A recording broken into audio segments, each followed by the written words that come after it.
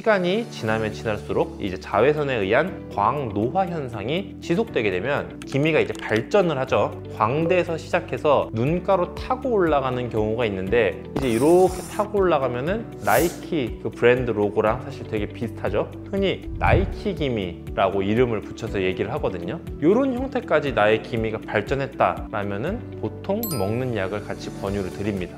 네, 안녕하세요. 피부과 전문의 박준영입니다. 자, 요새 뭐 너무 춥지도 덥지도 않으면서 하늘도 파랗고 야외 활동하기 정말 좋은 계절이에요. 자, 이제 쨍하게 빛나는 햇살을 받으면서 잠깐 산책하면 정말 기분이 좋아지는데, 자외선이 강해지는 만큼 기미가 이제 있는 분들은 기미가 점점 더 진해지는 그런 계절이기도 합니다. 자, 사실 기미는 한번 생기면은 정말 치료하기가 어렵고 사실상 완치가 없다고 하는 분들도 많습니다. 자, 그래서 제가 한번 이 난치성 기미의 치료 시리즈에 대해서 한번 준비를 해봤습니다. 자, 오늘은 그 첫 번째로 도란사민이라고 흔히들 많이 알려져 있는 그런 먹는 기미약 효과, 부작용, 그리고 복용 기간, 모든 것에 대해 한번 다뤄보도록 하겠습니다. 자, 도란자민이라고 흔히 알려져 있죠. 사실 도란자민은 제품명이고, 이제 원재료명, 성분명은 이제 트라넥삼산이라고 하는 그런 물질이에요. 요 트라넥삼산은 원래 이제 피를 멈추게 하는 그런 지혈제 용도로 개발이 된 약제예요. 자, 산부인과에서 이제 원래 많이 쓰던 약인데, 월경 과다 또는 이제 출산 후에 출혈이 계속 지속되는 경우에 많이 처방하는 그런 용도로 사용을 합니다. 자, 그런데 이 트라넥삼산이라는 성분이 이제 피부에서 작용을 하는 걸 보면은 이제 멜라닌을 만들어내는 그런 과정을 억제해서 똑같이 햇빛에 의한 자외선 손상이 오더라도 색깔을 조금 덜 만들어내게 되는 것이죠. 그래서 기미약을 처방해서 먹는 것은 말 그대로 지혈제를 먹게 되는 건데, 자, 그러면은 환자분들께서는 약간 불안해할 수도 있어요. 지혈제를 계속 먹게 되면은 피가 굳어가지고서는 그렇게 되는 거 아니냐, 약간 불안할 수도 있죠. 하지만 이 지혈제 목적으로 사용하는 그 트라넥삼산의 용량은 보통 하루에 이제 1500mg 내외의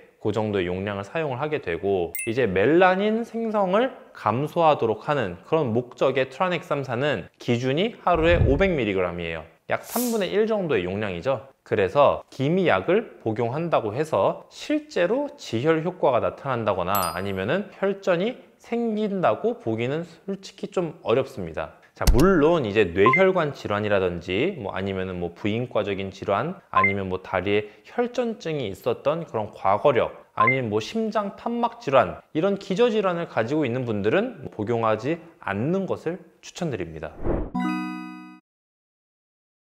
자, 그럼 내가 이제 병원에 기미 치료를 하러 간다고 해서 다 기미약을 복용해야 되냐? 사실 또 그건 또 아니에요. 기미약 복용이 꼭 필요한 경우를 딱 집어서 설명을 드리도록 하겠습니다. 물론 아까 말씀드린 그런 기저질환이 없는 분만 해당이 됩니다. 기미약 복용이 꼭 필요한 첫 번째, 아주 심한 형태의 기미예요. 기미는 원래 특징적으로 처음에 시작할 때 양 그 광대 쪽에 대칭적으로 발생하는 경우가 가장 흔하고 많습니다. 시간이 지나면 지날수록 이제 자외선에 의한 광노화 현상이 지속되게 되면 기미가 이제 발전을 하죠. 광대에서 시작해서 눈가로 타고 올라가는 경우가 있는데, 이제 이렇게 타고 올라가면은 나이키 그 브랜드 로고랑 사실 되게 비슷하죠. 흔히 나이키 기미라고 이름을 붙여서 얘기를 하거든요. 이런 형태까지 나의 기미가 발전했다라면은 보통 먹는 약을 같이 권유를 드립니다. 자, 또 양 광대 부위에서 볼 안쪽으로 이제 아래쪽으로 기역자 모양으로 이제 꺾여서 들어오는 형태로 발전하는 경우도 있습니다.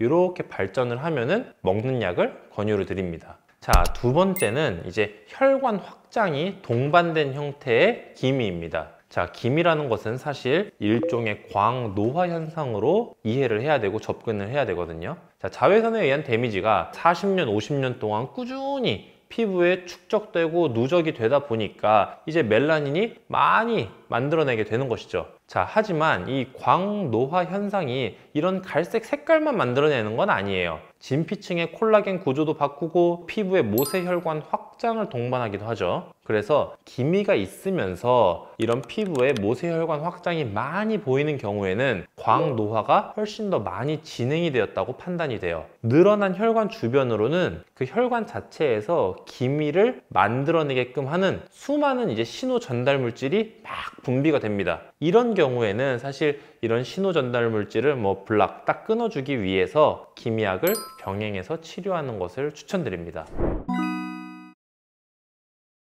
자, 그러면 이제 기미 치료와 함께 먹는 약을 같이 처방을 받았다라고 하면은 얼마나 오랫동안 약을 복용을 해야 하는지 물어보시는 분들이 많습니다. 사실 약 복용 기간에 대해서 막 명확하게 정해진 가이드라인이 있거나 그러지는 않아요. 기미약의 복용 기간은 사실 처음에 기미가 얼마나 심했는지, 피부의 광노화가 어느 정도 진행된 상태인지, 기미 레이저 치료에 대한 반응이 어느 정도 나타나는지 이런 것들을 사실 종합적으로 고려를 해야 됩니다. 그래서 저는 이제 평균적인 그냥 전형적인 중간 정도의 기미를 가지고 있는 분들께는 보통 한 3개월 정도 약 복용을 권장을 드리고 3개월 휴약기를 가질 것을 권유드립니다. 자, 오늘은 이제 기미 치료 중에 먹는 약인 트라넥삼산의 모든 것에 대해서 한번 알아봤습니다. 기미 치료를 하다 보면 정말 이 기미 치료라는 게 피부과에서 하는 치료 중에 가장 거의 종합 예술에 가깝다는 생각이 들 정도로 고려를 해야 될 부분이 상당히 많거든요. 또 치료 기간도 상당히 긴 편이죠. 기미가 고민인 분들은 가까운 피부과 전문의 병원을 찾아가서 어떤 식으로 치료를 할지, 먹는 약을 어떻게 복용을 할지 꼭 상담을 해보시고 결정하시길 바라겠습니다. 이상 피부과 전문의 박준영이었습니다. 감사합니다.